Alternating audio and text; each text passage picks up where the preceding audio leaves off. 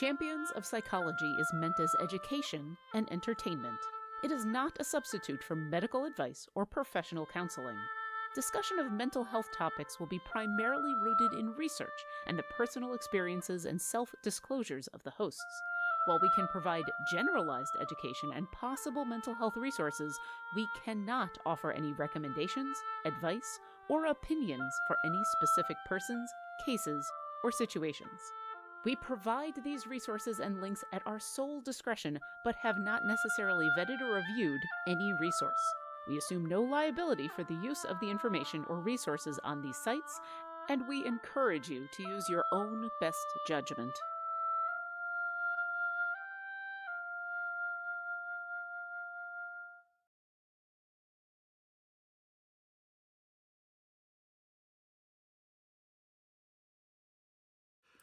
Hello, and welcome to Champions of Psychology, a show with the goal of openly talking about mental health and gaming presented by Codename Entertainment. I'm one of your hosts, Treavor Bettis, and joining me each week is an amazing person who is... Me, Mitra Jordan. Well, that was fun. So I'm I'm a person. No, I'm a registered clinical counselor working out of Victoria, BC. I really enjoy having conversations around the intersection of games and mental health. And I happen to also be a maker, which is kind of today's topic. We are talking about creativity. Yeah. What about it? What about it? You know... Who knows anything about it? I don't know anything about it. Yeah, no, this is a topic that I think we've had on a couple of lists for seasons that has gotten pushed off. But, you know, this is something that, as we thought more about it, it was something that both of us really wanted to talk about with connections to both of us doing creative things and also, you know, having it connected to mental health. So, yeah. Let's start things off like we normally do, which is the why are we talking about this? And you raised such a good point yesterday as we were talking about this episode. You know, kind of going through like your thought process of like what is important for people with creativity and mental health and everything, and what some of the pitfalls are, and coming to this losing our sense of play. Yeah. So what does that mean for folks who may be like, what do you mean by play? Well, so when we do something for the fun of it or because we're excited about it, it actually kind of refreshes our brain. It's a break from other aspects of our life.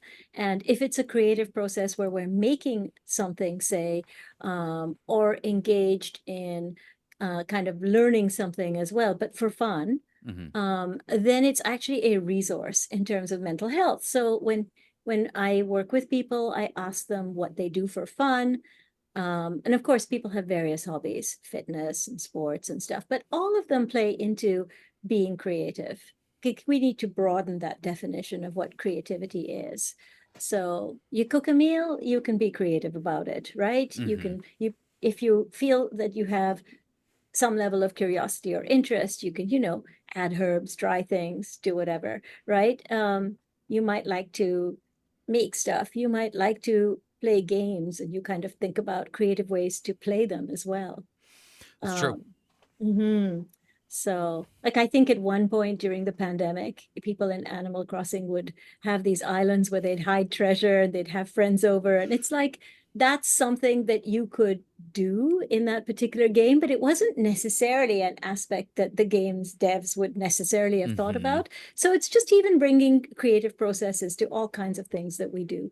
Yeah. Yeah. Every time we talk about that sort of thing with Animal Crossing, I think of years ago I went to V Muse's island in Animal Crossing, and I was just astounded. Like her island is just one of the most wild things I've ever seen in Animal Crossing. And yeah, she spent so much time on that in creative ways, using tools that may not have been made for that specific purpose. Like I can't remember off the top of my head, but there were so many times that I was just like, I never would have thought of using that item like that. I never would have thought of using that to look like this. Exactly. And so when we can create, and we have a sense of play in what we're doing. What I mean by a sense of play is like the consequences of failure Yeah. are unimportant. And it's just part of the process of learning. Mm-hmm. Like if I cook something and it doesn't work out, it's not really a big deal, Yeah. unless I'm throwing a fancy dinner party for 12. But even then, if I have 12 people whom I love coming over, but it doesn't really matter. And I think that that's the piece that's so important. It allows you to experiment and explore. Mm-hmm. And that's a side of our brain that actually helps us with managing our life and our problems. If we can be in a space of experimenting, exploring, and just the sheer fun of experiencing, we're going to be more resourced for the work part of our lives or the parenting part of our lives or the tough bits that come up. So, Mm-hmm. yeah, so it's a really crucial part of mental health, actually. Yeah. And the losing the sense of it though. So like when you were talking about that, it was essentially like, taking these things that we are creative with in some way, and a lot of the things that we ended up talking about was like them kind of like turning into work. Yeah. And I know for a fact that talking to folks all over about things that they've done that are like, oh well, I love doing this, so I wanted to do it to make money or even anything like that, and then that's kind of stopped being the creative outlet that they needed. I'm not saying that is like, and we're not saying in this episode that that's a bad thing to do, like we're not saying like don't stop doing your passion, but it was the realization that doing so does remove that sense of play and that sense of or not sense of, but that area of restorative time for yourself. Yeah. And so I think, of course, if something is really important to you and this is an aspect of how you want to be in the world, right?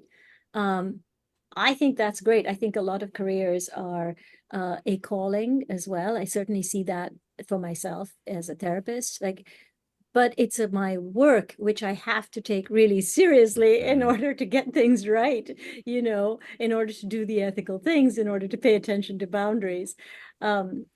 It's not just a conversation with a friend, right?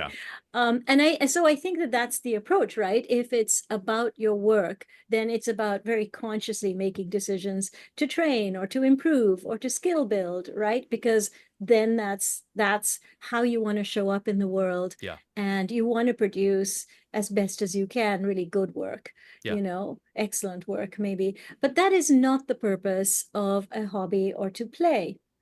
Um, to play is to be present in your own creative experience as you engage in a process. Mm-hmm. Yeah.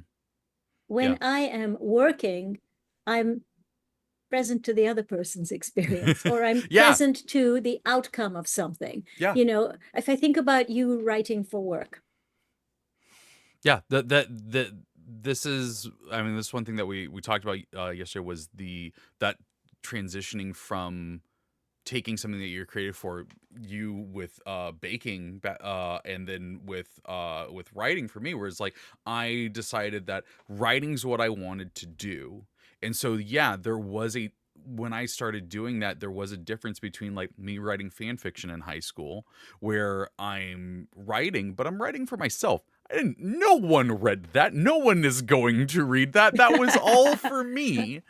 And the only person that I had to please was myself and enjoy what I was doing. But when I Mhm. switched to that mindset of like, I want to be published, I want to do something professional with my writing, that Mhm. changed the perspective I had to it, to have like, well, what are folks looking for to read? Like, I still Yep, want to write something that I want to read, but there needs to be a wider audience than that. Um, exactly. and so yeah, that is no longer a thing for me. That is a thing for a group of people. Exactly. It's essentially the difference between I am baking a cake for my family and I can kind of please myself. And if Yeah. it's not perfect, it doesn't matter, versus I'm baking a cake that people are going to buy, and there's an expectation that that slice that comes after their meal is going to complement the other things they've eaten in some way and is going to be satisfying to them and is going to live up to their expectation Yeah. of what great food or great pastry might be. It's really very different. And I think the reason we really got into quite detail around sort of discussing that, which will be the meat of really what we're Yeah. talking about here, is there is a much different set of expectations, both our own and the world's, if you're doing something professionally. Yeah. What is worrying about creativity at this point in terms of hobbies is the degree to which professional expectations and standards have come to infuse our own expectation or the hobbyist's expectation of what they can produce. Yeah. So I baked professionally for 12 years. At the time, there of course, there was a bigger gulf, I would say, between the work I was doing in restaurants and what a home cook could do for a few different reasons. And one would be more esoteric ingredients, dough stabilizers. Xanthan gum wasn't anywhere near as popular I as didn't it know seems what to that be was now. until like 5 years ago. Right. So, and malt for flavoring and further stabilization of dough, and an understanding of gluten levels, which is the amount of protein in a dough. Bread has to have more, pastry has to have less, cake has to have the least, etc. All of this stuff that nobody really felt they needed to know if they weren't a professional baker. Yeah. Now, the advent of things like Bake Off and all its spin-off series, I guess that's plural. Anyway, not to mention all of the cooking competition stuff, Yeah. which is fun to watch. But the problem is, it's like the hobbyist or home cook or non-professional feels much more pressure to sort of produce things and is sold much more of an idea of what they should or could make. It's on one hand kind of fun if you really get into something and you can then buy said ingredient via Amazon or whatever, but it's not as much fun if you just want to make a cake and you don't care if it's lopsided, and you know what, it's delicious. Yeah. So what, right? But I think there is a lot of additional pressure. So yesterday when we were meeting, we talked about cosplay. Yeah. As another, I mean, that is one that I definitely do think has that is, and to be fair, I not do cosplay. I'm not in that community and everything. This is just outside observations that I've seen where it's like, yeah, there is a perception that like, oh, you do cosplay, you have all of these incredible skills that I have seen this one cosplayer have who made stuff so good that, you know, they were just put on a TV show and stuff. And that is a different level of skill and stuff like that, where like there are professional cosplayers, but if you say I do cosplay, this like, oh, well, what costumes have you made? What stuff do you use and everything like that? And so there's this and this is true in like a lot of hobby and creative things of like this expectation that because you say I do this thing that you might just do for yourself and for fun, that you have this, you know, professional level skill, and if you don't, you're disappointing that person for not having that, or you're disappointing yourself because like, oh, should I have that? Should I be at that level? yeah.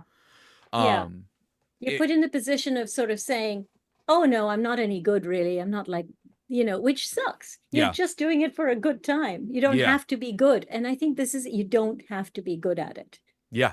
You and can. That is that is the thing that like I really think that that I would love to stress to more people is just like, you can enjoy something and not be good at it. Like, That like one of the things that we talked about yesterday was video games. Like you were Mm. talking about the WoW meta, and I was talking about Destiny meta. I'm like, and neither of us care about that. No, Neither of us it's like cared. min-maxing your character and being Yeah. able to play really well, and and feeling somewhat like you're a failure if you can't succeed. Like when I played WoW, I'm going to say it right now, I'm terrible at wayfinding. I get lost everywhere, and and I played as a healer, right? So I'm Oh in the no. dungeon. At least you were the dungeon, tank, and so. if it's a pug group, say, and I'm the only, I don't know anyone, and we're running through, and everybody's died, and I'm trying to find my way back to the group. Like, good luck, Yeah. right? So, and I would say to people explicitly at the beginning, I'd say, listen, I get lost easily. And to be fair, there's a certain responsibility I bear in this, so that the game was fun for everyone else too. But I realized, yeah, I'm not playing with pickup groups. I'm going to play with people I know, Yeah. and that makes it way more fun. So I think that there's a responsibility in terms of us deciding how we want to engage with something. Yep. And therefore us maybe also setting our own expectations so that we're not being unreasonable in terms of what we expect for ourselves. Mm-hmm. But there's also the kind of broader sort of set of beliefs that are out there. And I'm thinking here of social media. I'm thinking of how people present food on social media. Mm. And they present it as if it came out of a magazine. And I'm going to tell you right now, if you're doing that to your food, the plate is cold. Yeah. If the lemon is beautifully shiny and the stew looks perfect, it probably isn't worth eating. It's like a walking ad. Yeah. And I feel that that's the problematic piece, is people turn themselves into walking ads, in interior decoration or decorating or whatever as a hobby, or making food or making perfect looking cakes. A lot of perfect looking cakes don't necessarily taste great. I actually do, as a quick aside, a tangent on this show, who heard of it? I actually, one of my favorite videos I've seen recently was a camera crew followed a group that does those, like does Burger King commercials, and showed off how they do that. And it's just like, oh yeah, no, this food is manipulated like completely. Like there is not any part of this that, like, some of the times like, this isn't even really meat, this just looks like it is. And it was fascinating to watch. Yeah, absolutely.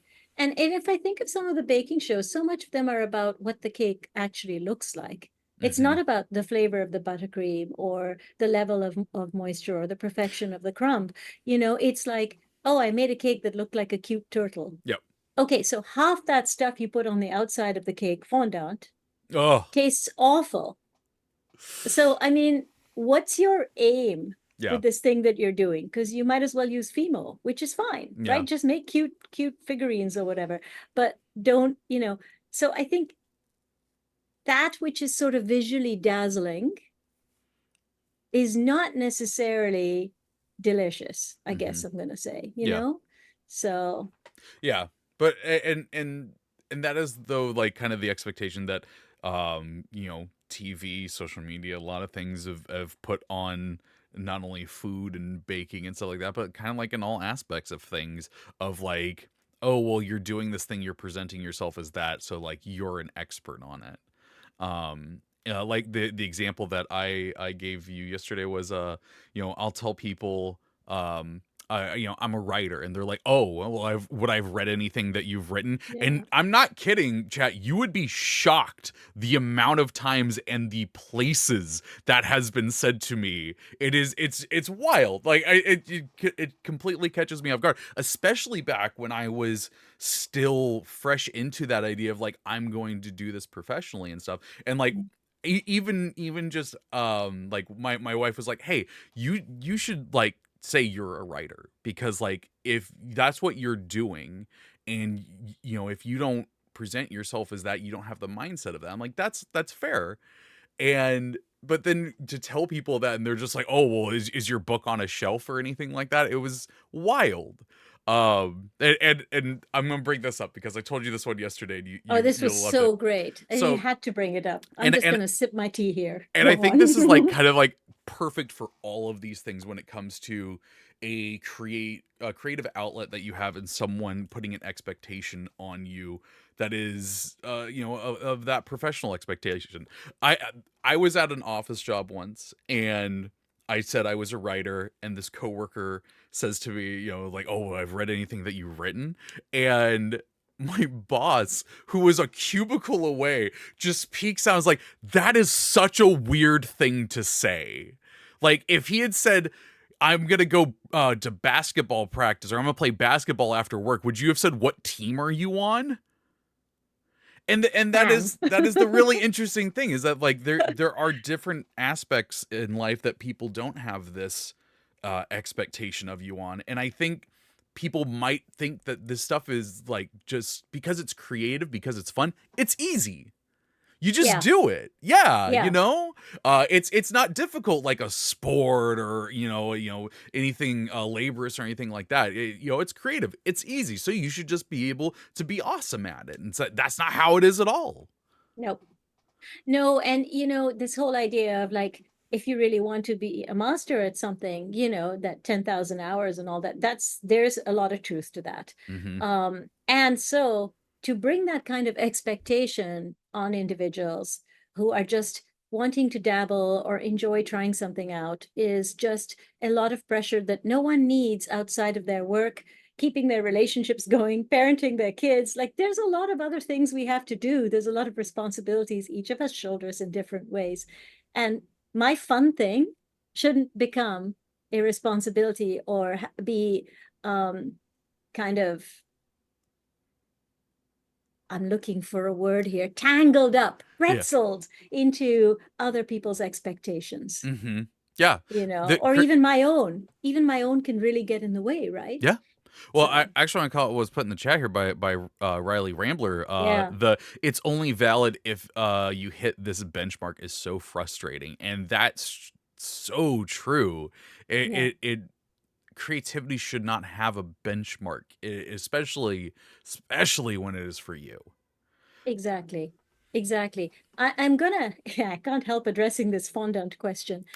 Fondant actually can be delicious. There's a whole history around fondant making where, yeah, it's going to be quite sweet and stable, but it can be delicious. What's happened is commercial fondant has so many additives and oils and stabilizers that it basically tastes like an oversweet edible oil product. But that's not, fondant could be amazing, but it wouldn't be able to sit for hours and hours and hours on the outside of a cake. So what's happened again is this desire for something to look beautiful, but that doesn't necessarily represent how it tastes. I found Okay. out fondant. Tangent. I found out fondant didn't taste great the hard way. Yeah. I had a cupcake, and Lauren's gonna love this because Lauren's the one that put it in the chat. It was a cupcake that had Gonzo the Muppet's face on it, and I was just like, and I just bit off his nose, and it tasted like Play-Doh. Yeah. Exactly. See, and this is what gets me. It's like I don't feel that. I feel like everything that we're going to eat, everything on that decorates something should either be removable, like edible fresh flowers, which aren't necessarily tasty, or should be delicious. But anyway, personal point of view about that. Well, no, but like I do think that this goes into like something that is connected to this because like there definitely are creative outlets where there is an expectation of immediate as soon as you're doing it, you're immediately moving into being a professional about it.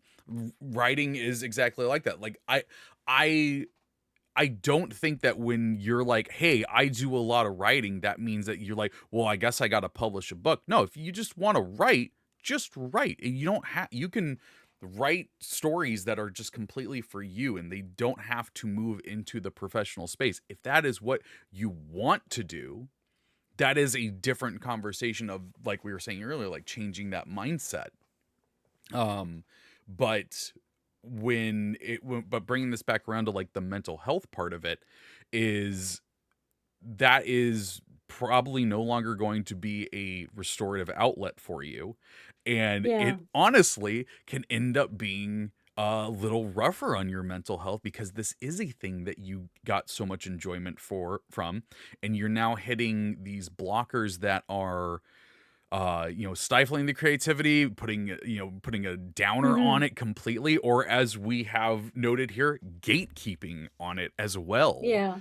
Which is a huge problem in a lot of spaces. But if you're going from taking something that you creatively love and running into people who are gatekeeping things from it because either they're a professional and you're not, or you want to be a professional and they're trying to stop you, it sucks. Yeah. I think, first of all, from a psychological standpoint, creativity is an internal process. Mm-hmm. I am playing in some way. Maybe I'm manipulating materials to create something. Maybe I'm thinking thoughts and setting them down to create something. But it's about me and my relationship with whatever I'm creating. It's not a mediated process between me, someone else, and the object of creation. Professional production is. It is a mediated object between me doing a creative thing with expectations and filters on what it is I'm producing and the standard to which I have to produce it, Mm-hmm. for which I have training, the correct materials, the correct skill set, Yeah. and the supports around me to do.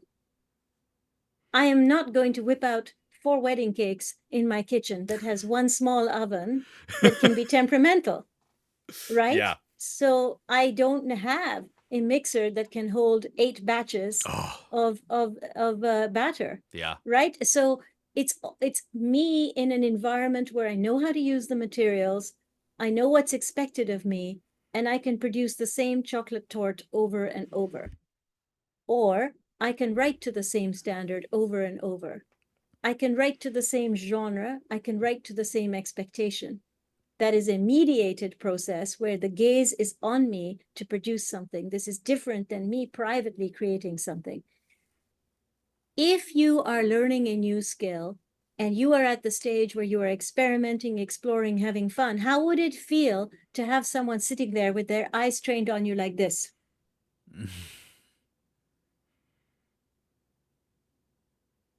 Mm-hmm. Anyway, All the facial expressions. right? So that is judgment before Yeah. development. If my kid was learning to crawl and I was like, they're doing that wrong. But this is it, right? You're learning a new skill. You Yeah. don't need someone to, if you just moved your left foot over a little bit and then sat down this way. Oh man, I think we could do a whole episode on unsolicited critique and advice. Oh my gosh.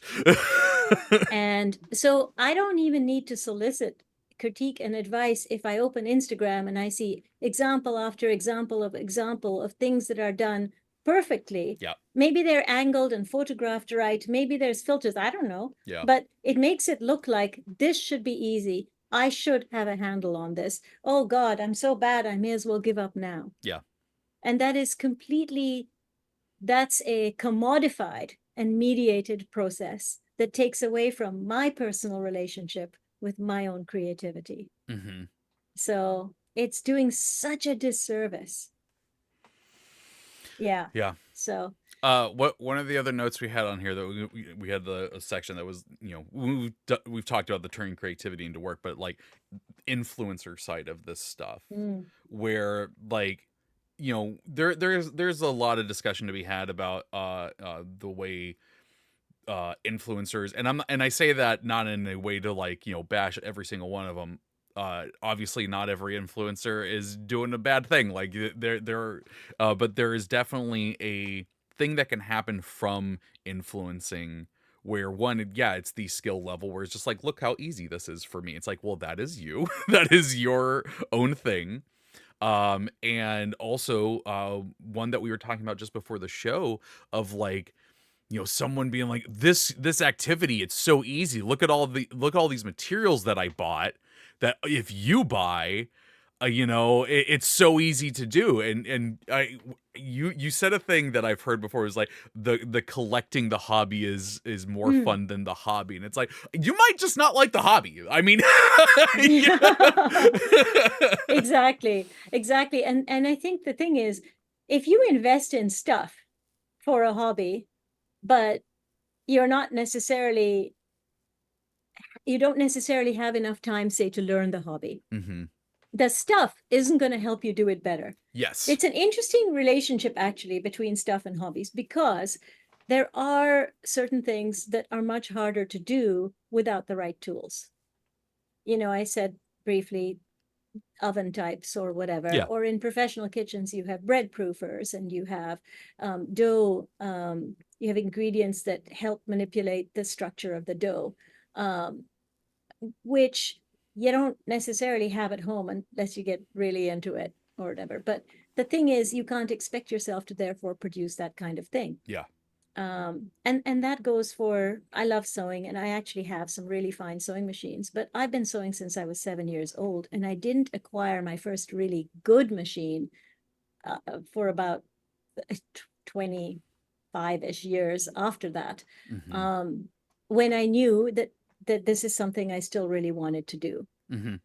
So I think, again, if we invest in things too quickly because we're made to feel like we need this stuff, Yeah. that's a real mistake. And I know you'll notice there's loads of YouTube videos now that are like what you really need to start knitting, Yeah. say, Yeah. or whatever, oil painting, like the absolute minimum, which are great. I think that's really a good idea. Please bear in mind that a lot of the people, even the ones doing these videos, are also influencers who are maybe sponsored by the companies that sell X Oh thing, yeah. you Well, know? So, my wife literally this weekend pointed out a thumbnail on that was on the recommended. It was a sewing one, and it was just like what you really need to do. I can't remember what it was, and it had an image of the things that they were laying out, and my wife was like, "Yeah, that's true. If you have the skill already to do those and know what you are doing." yeah. That's completely disingenuous if you're just trying to go to a hobbyist and be like, oh well, you don't need to do this, you need to get these. It's wild. I did want to take a quick pause for a moment to remind chat, hey, if you have any questions or anything about creativity, you can put them into the chat with question : and then your question. Our awesome mods will grab them, and we'll talk about those in a little bit. I realized I hadn't said that during the episode because we just kind of got rolling on it, so I wanted to give a little reminder for that. But yeah, the influence, being influenced in a way to get things to that you think are going to help you do a skill better or do a hobby and a creative thing better, is one of those things that like I'm sure yeah, there's a few things where it's like, painting minis and stuff like that. Yeah, you're probably gonna want to get the right paint for it and stuff to do that. But like when it comes to writing and stuff, I had people ask me like, well, what program do I need to get? What book should I read first? And I'm like, do you have a phone? Do you have a computer? Go to docs.google.com. It is Yeah. free, and you just start writing. Yeah. And I think there has been another thing that this has done is put this expectation on, and I mean there's a section of ADHD to talk about in this, which is like, a lot of ADHD people have this thing where it's like, if I do something, I have to be good at it on the first go. But that is not exclusive to ADHD people, and I think that No. is something that is spreading because of these internet trends and everything, is that, well, I did this thing like I saw online and it's not as good. I shouldn't I'm it's I had no fun with it now and I never want to do it again. Yeah, I think that you can aspire to something, and if it inspires, that's fantastic. But if it demoralizes, you know, you're not going to be able to um, play like a professional basketball player. You're not going to be able to bake like a professional chef. They've devoted their lives to this thing, Mhm. and that's fine. That's Mhm. what they chose to do. If you're doing it for fun, don't hold yourself to the same kind of standard. And remember that someone who is, has a Bakestagram channel or whatever it is, right? They are devoting their life to it, Yeah. and their part of their job is to be kind of a walking ad Yeah. for whatever it is that they're doing. So that's not about just an engagement between them and the thing they love. The thing they love has become work, Yeah. Yeah. you know? Well, So yeah, like I don't write for fun anymore. Like even if I'm working on a project that is for myself, that project has the goal of being published. And so like I set aside time as if I'm working, not as yeah, not in the like, oh well, like when the mood strikes or something like that, yeah, like like when I get the itch to write again, I'm like, well, I'm writing all of the time, like the itch is not there. yeah, yeah. And I think that we have to be really kind of conscious of, if we're acquiring things for a hobby, is it turning into something else in our perception of it? As in, I'm not expecting to make money doing this, but if I've invested in it, am I now putting pressure on myself to follow Yes. up? In other words, I have nice sewing machines. Should I use them all the time? Yeah. Like, can I? Because to me, what one of the joys of a hobby is when the mood strikes, Yeah. when I have time, when I have energy. For me, weeks might go by without sewing something, which is fine. And then I might get engaged again, and I might do all kinds of, I might do a little mending, or I might do a whole thing. So I think that to me is really important to recognize, this is fun. Hmm. I don't have to do it. I can still buy clothes. You know what? With cooking, I will never make sushi. People will say sushi's really easy to make. Sashimi sure is. I'm not doing it. I don't want Yeah. to have to do it. Yeah. It's not my job anymore. Well, it sort of showed up 3 meals a day, kids, blah, blah, blah. Now I'm just like, yeah, still never making sushi. Yeah. So it's a voluntary basis. Whereas I worked in a restaurant, somebody said, okay, you need to do this sushi style thing. Yes, Yeah. chef. Yeah. Right? Very Oh yeah. different. Like there may be like genres or styles of things that I don't like writing, but if it comes down to it, it's like, hey, you need to write this thing. All right, that's what I'm gonna Yeah, do. right. Yeah, that is one of the big differences there. So I think a really big question, and we talked about this to consider, is like, when do I invest in stuff for Yeah. the thing that I love?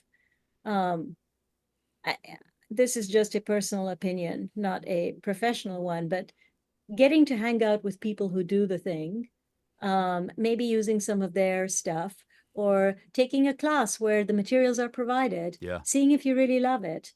If it's something you got to do with your folks growing up, that's great, but borrowing or sharing tools that other people have for something that you love, or choosing something that's really low tool, knitting, couple of balls of yarn, one pair of needles, Hmm. see if you like it. Yeah. So there's low investment hobbies. Writing could be one of Yeah. them, in that, as you say, Google Docs, um, or even just one nice journal, not 8, right? Hey, So hey. Okay, we don't need to be. Come I'm on now. calling Let's us. not get ridiculous. But if the acquiring, not inquiring, but if the acquiring starts to feel like pressure to produce, Yeah. it's kind of like, what did we talk about? We talked about it as a sunk cost. Oh yeah, yeah. The Yeah, sunk cost fallacy. Like yeah, it's not yeah, exactly that, but it kind of is. Where it's like, oh well, I bought this thing, so I have to not only do it but be good at it. And then, funny enough, this does kind of tie into the journal thing that we've talked about before. Where it's like we had journals where it's like, well, no, I don't want to write in it yet because I need to write the right thing for it, and it's got to be good when I write it there. And so yeah, there can end up being this thing where it's like, well, I've spent so much money on this, I have to do this thing, but I have to do this thing well, and if I don't do this thing well, then I don't want to do it. But if I get this one other thing, maybe I'll be better at doing it. it's yeah, it's just this loop that you can fall into, and I know I've fallen into it too. Like I'm not right. I'm not talking from the outside here. Like this is definitely something I have experienced. Yeah. So we've got a question here, or Hmm. a comment. It seems like a lot of this discussion of appreciation slash validation for a creative outlet, and thank you for the question, Vax Tom. Um, a lot of this discussion of appreciation for a creative outlet is tied to an explicit audience other than yourself. Please say more about creativity for personal expression / gratification alone. Absolutely. Yes. This was actually one of our, at the beginning, we were talking about how creativity needs to be not a mediated experience, but an experience of you and your creative process. Mm-hmm. And the more mediated that experience becomes, the more challenging it can be to just engage in the creative process. Mm-hmm. So if I know the stakes are low and I'm just creating for the fun of it or for the joy of it, then I can fully immerse myself in that process. It's the internal languaging around should or must, or I have to be this good, that can come into play or come into our minds that can interfere with the process of just enjoying being creative. Mm-hmm. So I think that in terms of protecting our relationship with our own creativity, it's about us explicitly understanding for ourselves that this is a low stakes process, Mm-hmm. that we are just doing it for fun, and that it doesn't matter if it goes sideways. Yeah. Or as one of my sewing friends said, it's just fabric. Even if it's expensive fabric, it's just fabric. And if I acquired that fabric in order to use it, just enjoy the process of using it. Yeah. If I bought the beautiful vanilla essence and the really great flour to make, I should just enjoy the process of making the cake. There's not an expectation of product.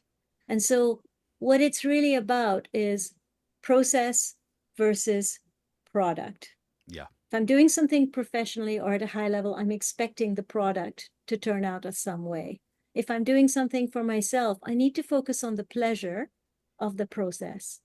I need to enjoy engaging with a low stakes creative process. And low Mm-hmm. stakes can be anything. It doesn't mean I don't have expensive equipment or whatever. It just means that I am not putting the pressure on myself.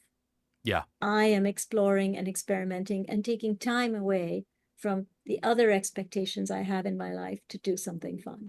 And I think that time away is the important thing of recognizing that, like, if you know if creativity is something that is important to you, taking the time to do that and kind of realizing that it can be in more than just what you think creativity mean. Like you were talking earlier about Animal Crossing stuff. My wife loves The Sims, but what she loves Mhm. specifically about it is just turning off, prices and stuff like that, and just making a house and Mhm. building up like a floor plan and everything and doing all the decorating in there. And that's not for anyone else. That is just for her. And yeah, she'll bring me Mhm. in and be like, she's really proud of it and everything like that.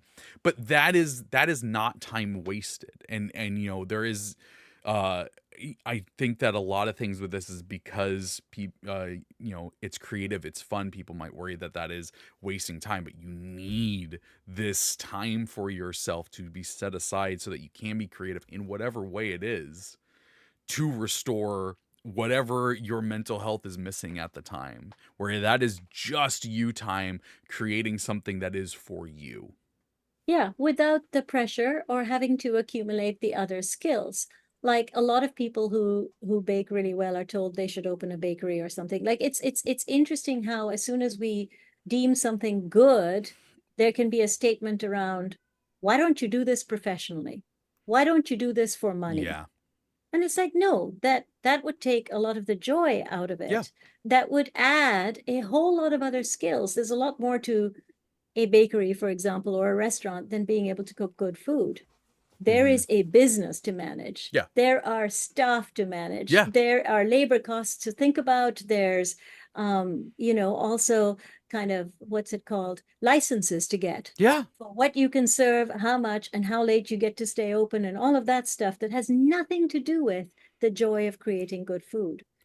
So, What I mean, from the outside, this may look like it is a professional thing, but like very much on my other podcast that I do with Aaron M. Evans and B. Dave Walters, writing about dragons and shit. We are very open about like this show is something that we enjoy doing, and it's something that we're kind of doing for ourselves. Like while we do enjoy answering folks' questions about writing and talking about the craft and everything like that, it's an excuse for us to get together weekly and hang out and have a good time. And so, like, there are people who's like, well, why don't you get sponsors? Why don't you get a Patreon? I'm like, because, like, we don't care about that. Like, we Yeah. care about doing something that we're enjoying doing. Yeah. And we love the fact that folks are enjoying listening to it. I mean, that's why we put it out there. But like, it's one of those things where it's like, it is definitely teetering on that. Like, it looks like we're a professional thing. We got a Twitter account, and like, we post on Spotify and stuff like that. But really, it's just three friends getting together and hanging out and talking, and we just so happen to post that on the internet that other people can listen to. Yeah, and I think that that's such an important aspect of it for you, for all three of you, I would guess, but it's because that you've set a boundary around how far you want to go with it. I love what we're doing here, and I don't want to turn it into me as a sort of mental health educator full time. I like working as a mental health professional. I like seeing clients. That's really important to me.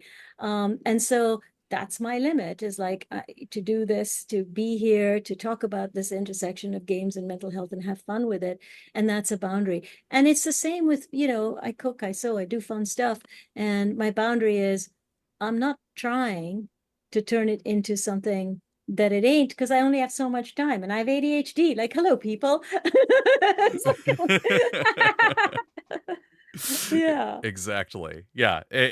But one of the things though that I just kind of want to tie back to, and this goes with the person's question in chat, is that, like, we talked about, consciously moving a creative thing into a career or professional thing. I do think it is important to realize, again, that is no longer your source of restoration, or it is no longer that relaxing time.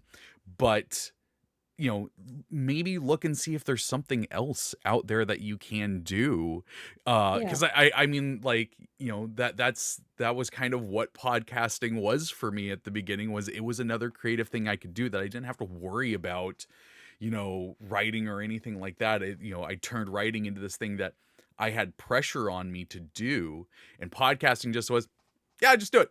It's just fun. I just talk at my microphone for a bit, and there you go. And it was also when it comes into the when to invest, I talked into my AirPods on my phone for like 30 episodes. Like, it wasn't one of those things to do that with. And so, like, finding another creative outlet to have that restorative time, if you've already taken that one into a professional space, I think is an important thing to look for.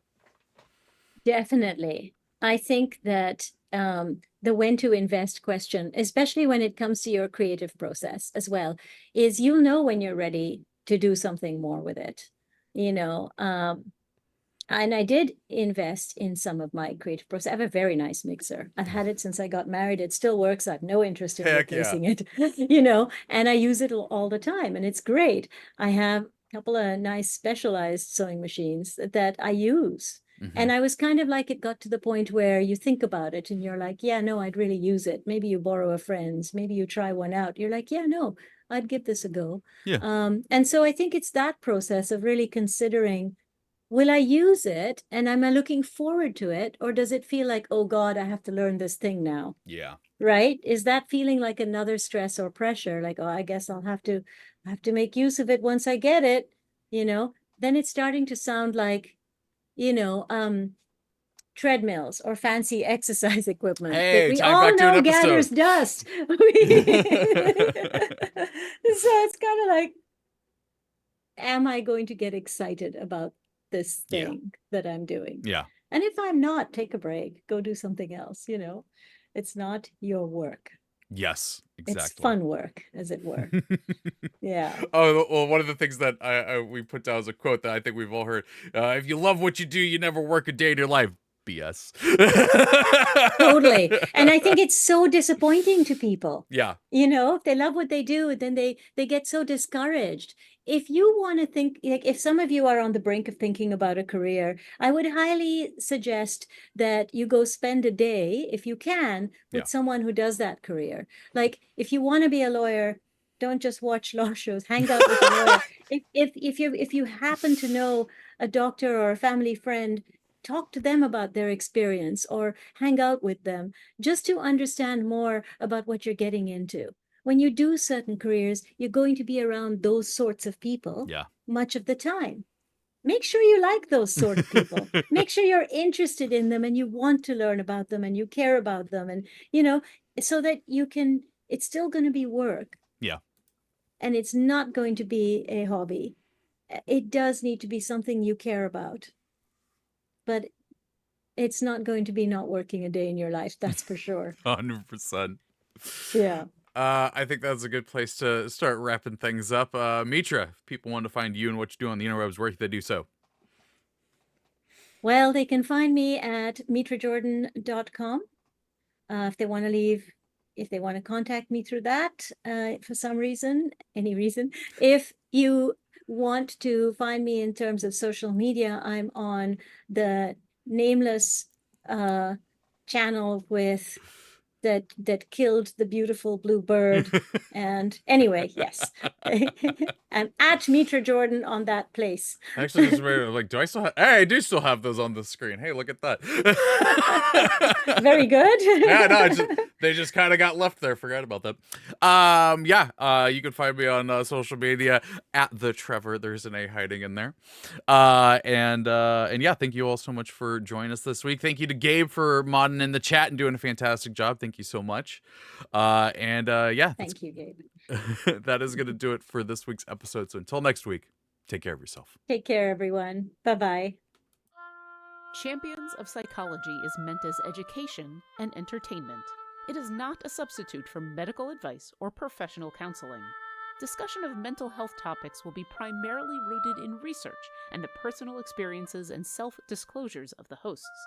While we can provide generalized education and possible mental health resources, we cannot offer any recommendations, advice, or opinions for any specific persons, cases, or situations.